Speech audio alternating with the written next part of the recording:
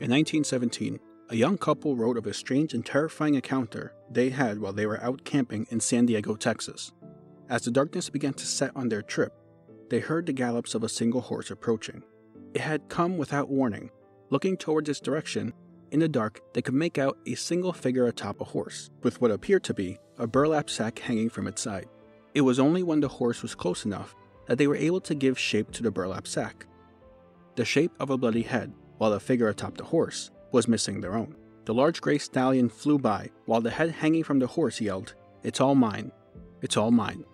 It was only after they returned from their trip they learned of the Headless Horseman that roams the deserted lands in South Texas, known as El Muerto.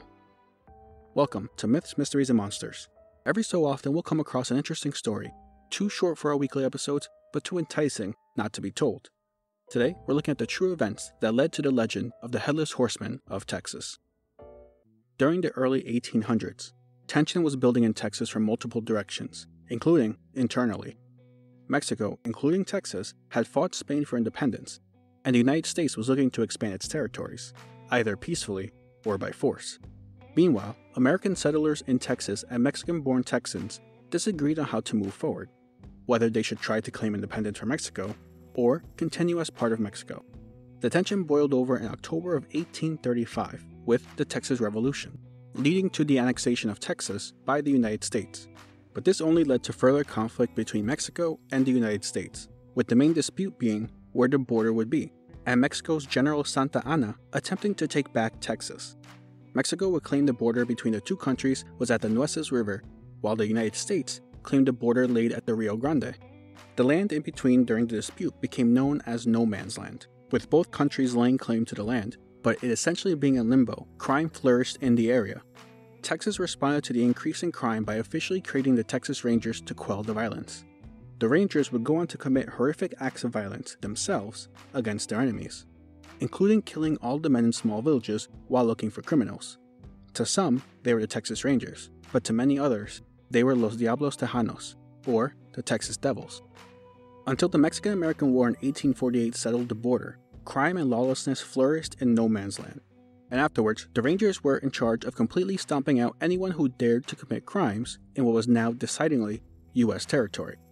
During the 1850s, a Mexican bandit named Vidal and his crew became notorious for stealing cattle and horses in South Texas. The bounty on his head called for him to be captured dead or alive. But with the Rangers dealing with clashes at the border, the hunt for Vidal was mostly ignored. That is until Vidal made a terrible mistake. Vidal and his crew came upon an unprotected ranch and, believing themselves to be in luck, stole most of the horses. But the reason it was unprotected was because it belonged to Creed Taylor, a notoriously ruthless Texas Ranger. When Taylor returned, seeing his ranch empty, he gathered a local rancher named Flores and another Texas Ranger to assist him in tracking down the bandits. That other Texas Ranger was soon-to-be legend William Alexander Anderson Wallace, also known as Bigfoot. The three tracked down Vidal's gang, but waited until nightfall when the gang was asleep to attack. Once night fell, Taylor and Wallace killed all of Vidal's gang, including Vidal himself. But Taylor wanted to send a message to any other Mexican bandits who dared to commit crimes on U.S. soil. Taylor and Wallace beheaded Vidal, propping his body up and tying it to the back of a dark horse. They then took his head, running a rope through its jaw and around the saddle so it would hang as the horse rode. Once they were satisfied, the men let the horse loose and it disappeared into the night. For several years after, many claimed to see the headless body of Vidal riding the horse through the night. Some claimed to hear his head yelling through the dark as the horse sped by at incredible speeds. Many began to fear the Headless Horseman, now called El Muerto, or the Dead Man.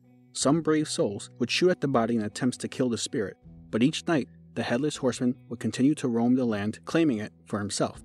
Sometime later, a group of ranchers were able to catch the horse at a watering hole, Vidal's dried-up body still tied to the back, now riddled with bullet holes and arrows.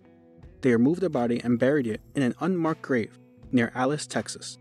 It was assumed sightings of El Muerto would come to an end, but instead, many more claimed to see the ghostly spirit. Some sightings claimed the horse now breathed fire, and bullets would pass right through the body. Others claimed seeing the Headless Horseman meant bad luck and misfortune were sure to follow. In 1917, a couple claimed to see the Headless Horseman, and yet another sighting occurred in Freer, Texas in 1969. Some say he can still be seen atop his horse, in the darkest of nights, riding, headless, claiming the land. But how about you? Do you believe the Headless Horseman of Texas is still out there? Thank you for joining me on today's episode of Myths, Mysteries, and Monsters. If you have any myths, mysteries, or monsters you'd like us to cover, send an email to mythmysteriesmonsters@gmail.com. My name is Hector. Script and research is done by E.L Soto. Sources are in the show notes for further reading. Subscribe, rate, and review. And remember, always, look behind you.